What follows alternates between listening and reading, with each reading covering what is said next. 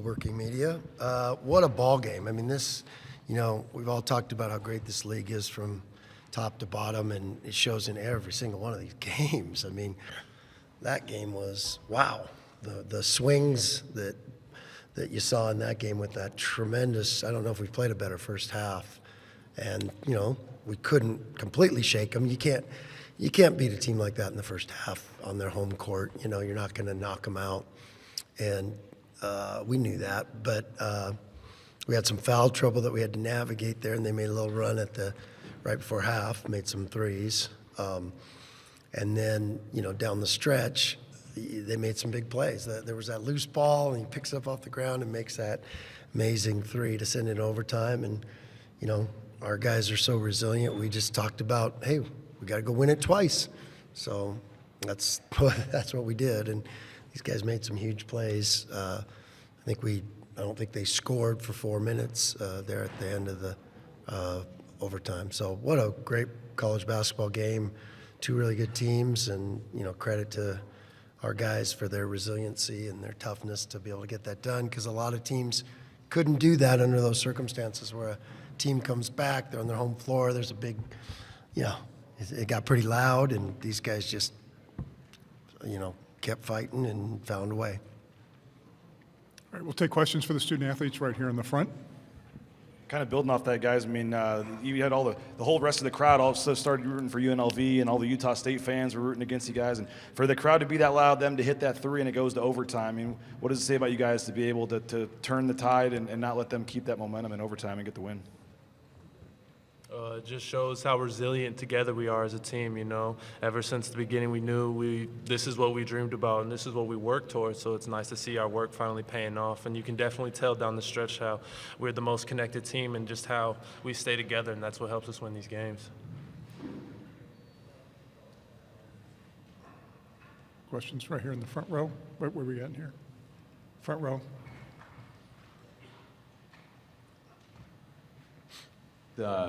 Naje, overtime started and you hit a big three. What was talked about after that crazy shot by Shane Noel to kind of calm yourselves and make sure you're ready for overtime?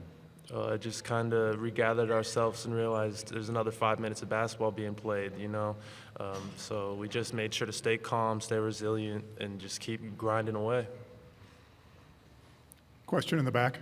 KTVB. Shiv, I'm just curious your thoughts on that game, the wild swings, and we heard from Naje. How'd you guys pull that out? I mean, it just shows the toughness of our team. We know, there's no easy game, especially UNLV having home court advantage. And it just shows the toughness, and, we have vets on this team, and we know how to win games, and we're extremely connected, and I'm just so proud of my guys. Right down here in the front. You guys started the game lights out from three. I mean, and it was just everybody getting a chance. What was that like, just to do what you did in the first half from three-point range? I mean,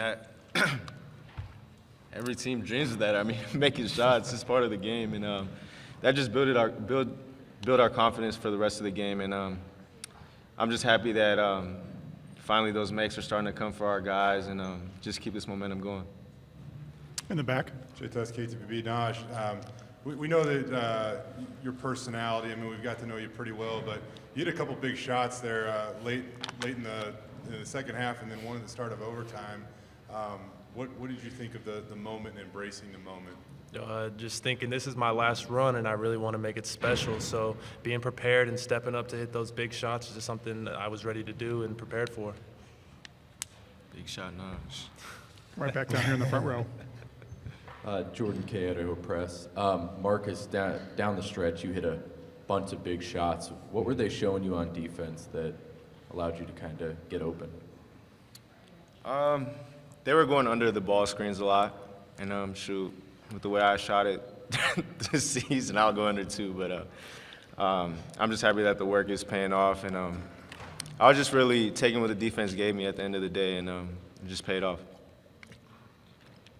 In the back again.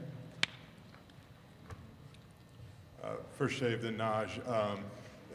Not much time to prepare for the next one of these things. How do you get ready and lean on your experience from last year to get ready and be on the court again tomorrow night? It's what everyone dreams about, you know, those AAU days when it's just a weekend filled with basketball, basketball, basketball. So it just starts with taking care of your body and then showing up mentally and just a dogfight. So you just got to be prepared to dig in. Survive and advance. Second row. Rachel Roberts, Idaho Statesman. Naje, you got a pretty big bear hug there at the end from Mike Burns. What did Coach say to you when you came out for that last time? Oh, he was just so proud of me in the way I played because, you know, he's definitely on my ass a lot. Definitely can taste a little bit. So it's nice to kind of see the other side of him when instead of him being so tough, showing his loving side and how proud of me is. So it was really good. It felt good. Any further questions for the student athletes?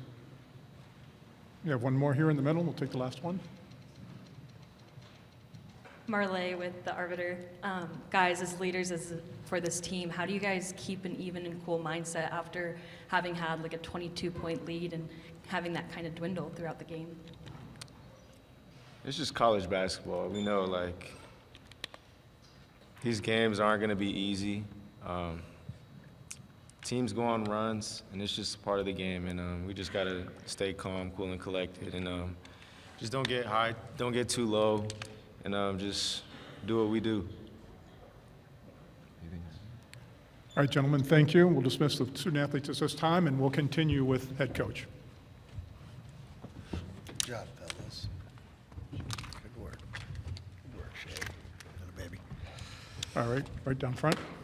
I mean, you kind of touched on it in the open, but for them to hit that crazy three and the whole crowd is going crazy, I mean, a lot of teams could have folded there. No doubt. I mean, just how do you describe, I guess, the team's toughness and ability to get the lead back and keep it right there in overtime? Yeah, no doubt, because, you know, these guys, we've done that before. We've been in so many close games that, and we actually talked about that kind of stuff before the game as a group of we don't know what the circumstances are going to be. We don't care what they're going to be.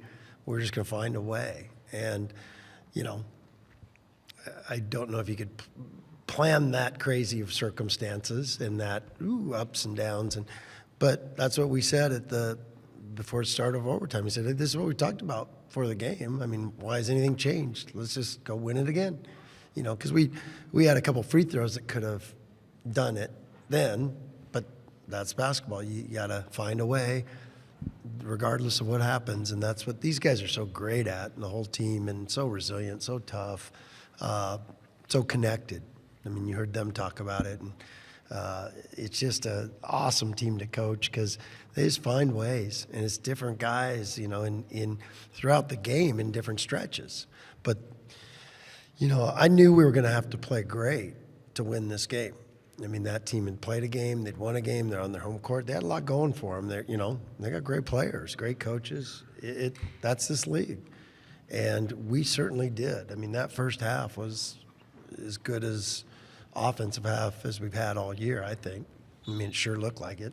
Not only because we made shots, but the way we got our shots and the way we had 17 assists tonight. And credit to UNLV, they didn't, that didn't knock them out. And we knew it wouldn't. We knew we weren't going to win that game in the first half, no matter what the circumstances were. So, but what a great group to coach, because you got guys that find ways like that, because, that's what this tournament's about, just finding a way. Right here in the front row. Up 3 with 8 seconds left. What went into the thought process We of were not fouling? No, well, we were gonna, but you don't want to foul too early, especially the way they rebound the ball. All of a sudden you foul them, put them in the line, they make one. Now you're bringing losing into the equation, And our rule is when that thing gets under 3, then then boom. If they haven't shot it by then, we're going to foul them. But then, when it got knocked around, Tyson said that he didn't want to try to foul him and have him go up, and now he fouled a 3-point shooter too. So, it's just playing. I mean, the kid made a heck of a shot. And so, yeah, game clock, right?